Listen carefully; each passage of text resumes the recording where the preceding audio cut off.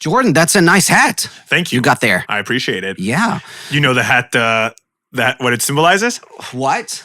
Colorado. Colorado. This is the Colorado state emblem. I've got the U.S. Thingy here. Why won't you, show me where Colorado is? Sure. So Colorado is basically right here, basically smack dab in the middle, and is a giant square right here. It's next to Utah, then there's Arizona, New Mexico, and obviously we have Texas right here. Interesting. Yeah. Thank you for that geography lesson. Of course. Here you go. So, kicking off here, we talked about what doesn't work in our recent episodes about Israeli Hebrews among founders, misunderstanding of the American market, about attempt to buy your way into the U.S. market. What do we do as go-to-market consultants? Things that founders, CEOs, and founding members should do when entering the U.S. market. And now there's additional layer, which is a little different that, we want to talk about. And I feel like, we talked about Friends, Seinfeld, all of that, nice spots in Manhattan. I feel like Israelis are centered around Manhattan. There's a lot of attention to Manhattan, to New York. I would even argue even the coasts. The San Francisco, LA, but I think it stopped there. As opposed to, let's say, secondary market, like, Denver, Colorado. But those places are, getting traction no one hear about. Of course. Which is interesting, and no one is looking there. Why? Well, I think that's a great question, to be honest. And my thoughts are that there are really three things that come up in conversation, either from people being surprised or from their own, experiences that I kind of feel are the reasons why people don't choose. First and foremost, I think is logistics. Really, just truthfully, you have direct flights to San Francisco from Israel, direct flights to New York, Miami. You don't have a direct flight to Denver. You just don't. You don't have a direct flight to Indianapolis. You don't have a direct flight to St. Louis. You don't have a direct flight to these places. You just don't. And so people are not going to, go actually to these places if it's an extra flight. I think that's a big reason. And I really do put it out there. I think the second reason is really unfamiliarity with America. I think a lot of sitcoms, TV shows, whatever, center around the big cities in America, rightfully so, because that's kind of what's fun and happening and whatever. And it's also like, the sexy. But that doesn't teach you about really, the other, let's call it 49 states, right? Or the other, 99% of Americans. It tells you about a specific area. And I think there's really just a lack of familiarity. When I, having lived in Israel now for almost 10 years, when I tell people I'm from Colorado, the most common response I get from Israelis is, where's that? Have you seen Dumb and Dumber? Exactly. Actually, great show. Or movie. Exactly. You know what I mean? Aspen? Exactly. Come on. Samsonite? Come on. Or you know what I get? The classic Israeli answer is like, oh, right, that's the place with the weed. It's good. At least they've heard about it, right? It's good brand positioning, you know what I mean? But they just don't know. And so I think that's a familiarity issue. It's like beyond, and that is, I would say one, logistics, because that probably affects the familiarity, but two is familiarity. And then the third reason I would really say that people don't explore these markets, these markets, these opportunities, is often because they really just don't have a way in. And this is not logistics. This is beyond logistics, because you don't have a way into that ecosystem. You don't have your cousin who lives in New York. Or that group of Israelis that, Right. Or who's willing to engage with you or whatever. You just don't have that person on the ground there. And likelihood is in LA, San Francisco, New York, Miami, you just have more of a chance of it. Yeah. And when I lived in Boston, I was working in a startup in Somerville. Okay. Not super familiar. And I was doing a lot of activities with, membership groups, Chamber of Commerce associations. And I've always mentioned that as a way in here in Israel. But I feel like people it didn't resonate with the Israeli audience. Sure. And I just don't understand why. I mean, Chamber of Commerce was so great. It was super helpful to penetrate into a specific market. Sure. And why? Like, maybe you can tell me why a chamber of commerce or member association is a good thing, and what people here in Israel just don't understand, why it doesn't resonate to them. Yeah, I mean, I think that's a really good question. First of all, in the US, I think we, a lot more than Israel, rely on kind of industry associations and membership associations, professional associations, to actually drive business and drive network connections. I think it's done even more in America than probably most places because of histories of unions and various protections that were done and stuff like that, right? And also just the opportunity of being able to say, hey, we're going to connect all these players in an industry, especially in a state or in a city in that state. Because America is just so large. You have to be able to have those kind of associations. Otherwise, you really don't have connection in ecosystems, right? America is not America. It's 50 states. There are 50 states in the Union. Like 150 Israels. I don't even think Israel has 50 major cities. You know what I mean? Like, I think we have 5, So add a 0, and that's how many states you have in the US. And each one has, within those, probably 5 major cities. You know what I mean? Unless it's like Wyoming. So no offense. Yeah, no offense. But yeah, exactly. But that's the truth. And so I think they're very important. They can help you get to private sector leaders and public sector leaders. They're often known by both the public sector leaders and the private sector leaders. So they trust them. And they trust them. And those guys are also actively involved as members. You're those guys who are in these various associations, the builders associations, the tech associations, whatever it might be, they're involved. And that means they're listening to the association, and the association is listening to their members. And that's very important. Yeah. And, I think the greatest thing as to why, a lot of people here don't get that is just because the association system here is a lot different. Café Shachor. Everything's a lot more person to person, easy connections. The associations that do exist, they're for, much larger kind of ideas, much bigger institutions. Whereas in the US, it's not always like that. Even to the small guys and the big guys are trying to get into the same door. And I think, you can see it a lot that it's just something that Israelis aren't familiar with. And I can give you actually an example of kind of this lack of familiarity and this lack of kind of connection. Would love to hear it. So not too long ago, I was at a party and I was talking to a guy who I hadn't seen in a while, and he asked me, so kind of, what's new? And I told him that I'd been running the Colorado Israel Chamber of Commerce for about 2.5 years now, what we've been doing. And he said, okay, but I don't understand. Why do I need you? And I said, that's why you need me right there, because you don't understand why you need me. And you think that you would be able to, in a sense, access, let's say, this market, Colorado, without me. He says, no, but I don't get it. Why do I need you? What are you going to do for me? And I explained to him, we're here.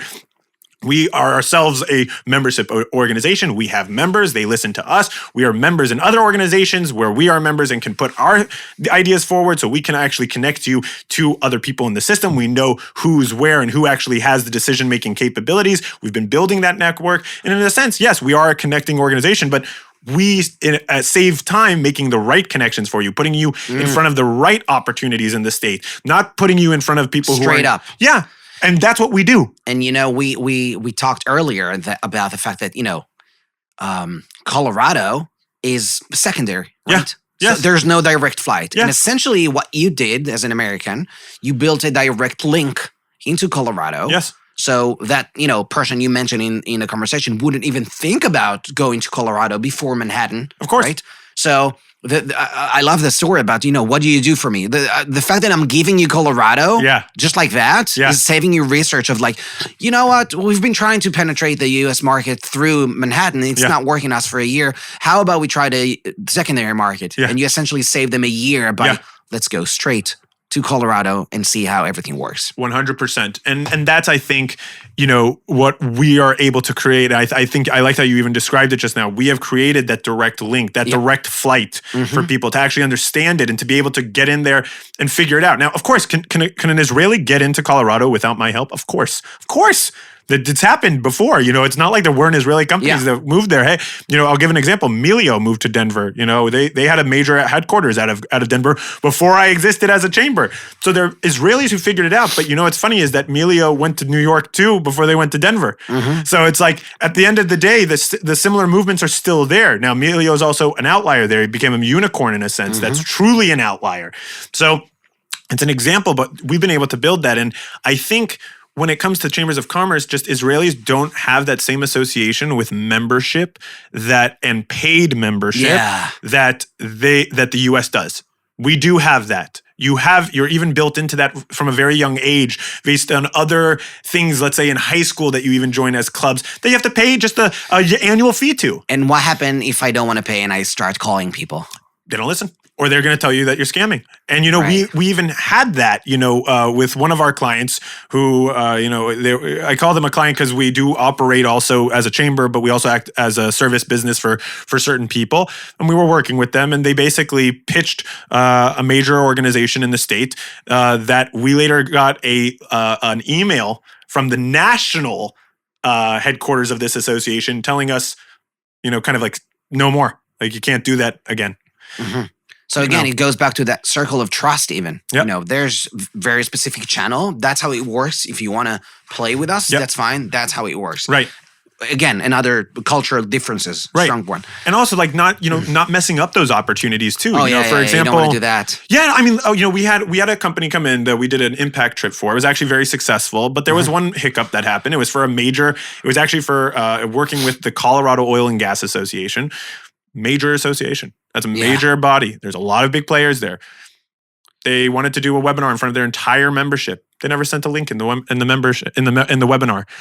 No one showed up. It was a mess. It looked totally unprofessional. And that's one opportunity that you've now burnt. It's not going to come back to you. You've burnt that, and guess what? You now burnt that with all few hundred companies that are associated with them. So now, instead of being able to reach 300 guys, let's say, who would have been the right decision makers for you to make your pitch, you're going to reach 0, and you're going to now have to spend all that time reaching those 300 individually. Can you do it? For sure. You can do it. It's going to take you a lot of time. You might not get anywhere, but you can do it. So if I'm taking a step back and you built this with Colorado. Yeah. Tell me, what's in Colorado that you don't have in New York or in San Francisco, and what real business do you see there? Oh yeah. So first, I mean, there's a ton. Okay, and I think it's really it's kind of like it hits above its weight in terms of like its size and what's actually going on there. Kind of like Israel in that sense. There's 5 million people in the state, and it is really a center for a lot going on. So other than the fact that Denver is a major tech hub and has a lot of VC money running through there. It's a huge city. Yeah, it's 1 million people. And Boulder, which is only about an hour away, which a lot of people also know, is like a tech hub. There's 11 unicorns out of Boulder right now, which a lot of people don't know. Google's there, Amazon's there. So there's a lot of stuff going on there. But really, what are some big fields in Colorado? First and foremost, aerospace and space. Colorado has the second biggest industry in the U.S. when it comes to aerospace and space. Space Force for a while was located there. Lockheed Martin is there. Northrop Grumman. There's some major companies there, both large and small, and they're really innovative in that space. It's a major part of the state's kind of economic incentives and is a big, big thing. And Israelis also do understand that. There's actually a major symposium every year in Colorado called the Colorado Space Symposium. But like all things, it's harder to get there if you don't know what you're doing there. It is expensive, and you have to know what you want out of that. So it goes back to all our point of really understanding the conferences you need to be at. But beyond aerospace, the state is also very big in energy, renewable energies, trying to figure out what's going on there. There's the National Energy Lab of the Rockies, formerly known as NREL, which is located there. And as you could imagine, there's a lot of technologies and developments going on in clean tech, clean energies, and trying to find how to work with that. Agriculture and water. Colorado is going through a major drought. It's an arid climate. Israel is big on water. Listen, these two, and they have the same issue. Arid climate. They have very complex water resources to manage with very complex neighbors, and they need to figure out how to do it. Colorado has the Colorado River. It goes through the Grand Canyon. It is literally starting in Colorado, right? This is a water source that serves tens of millions of Americans. Maybe we should get sponsorship from the state of Colorado for this episode. Yeah, or Netafim, Netafim, yeah. Yeah, you know what I mean? So I mean, who's the, I wanted to take a step back and really hear about, what's that corridor that you've built actually is. And, if we're talking Dugri. Yeah.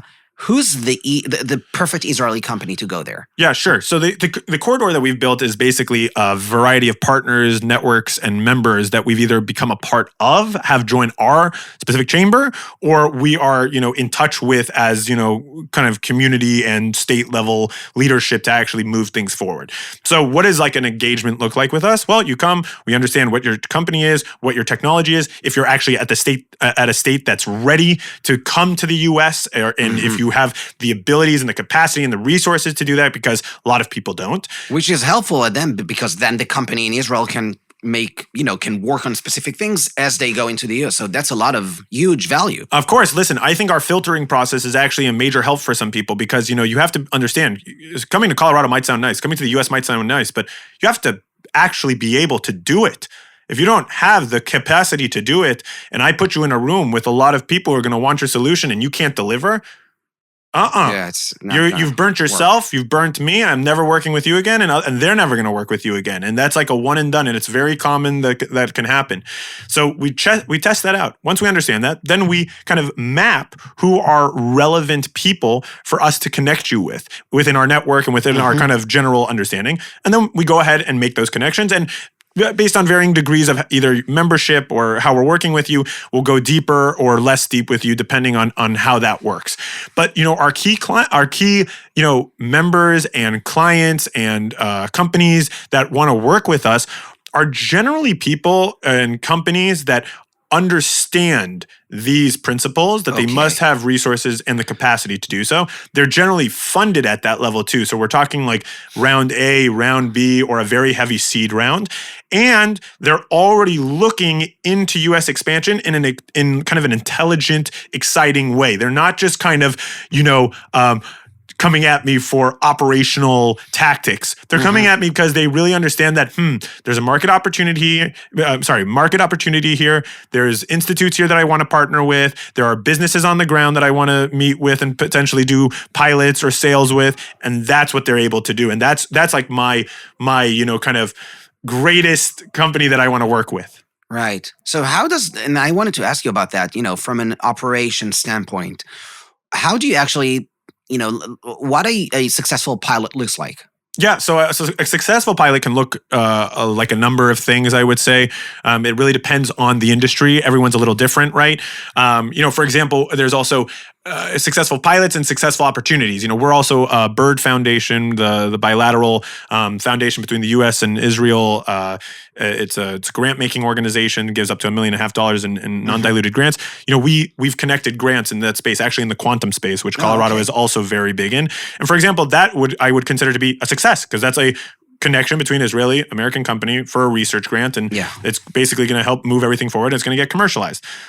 On another level, you have the pilot programs, which is bringing a tech solution, going to a partner, an institute, an organization, a client, whatever, and saying, hey, let's implement this solution. Let's try it out. Let's make it worth everyone's while here and see if there's value that's brought. So a successful one is when I can have the company say, great, we achieved our aims. We proved 1, 2, 3 based on our solution.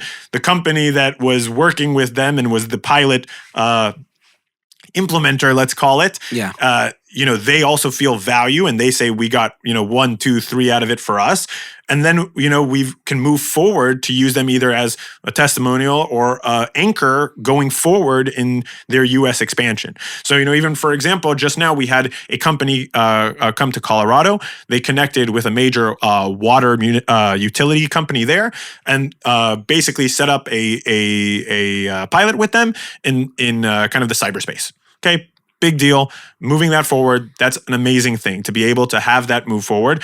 And right now they're in the process, but something that would be positive out of that would be to say they have proven their model and they've proven their solution. And on the other side, the water utility has been able to get true understanding that, in a sense, their infrastructure is safe, that they've had, more, faster track of streamlining everything, whatever it might be. So it sounds to me like there's a lot of value in this process, because, founders companies can come to you, see if they're ready to the US or not, make like a sprint go over it. Once they get in, they don't know even what they're going to find. Like, there's so many opportunities, like a massive pilot that are going to lead to other sales and stuff like that, or maybe understanding of the market and then, collaboration of some sort. Sure.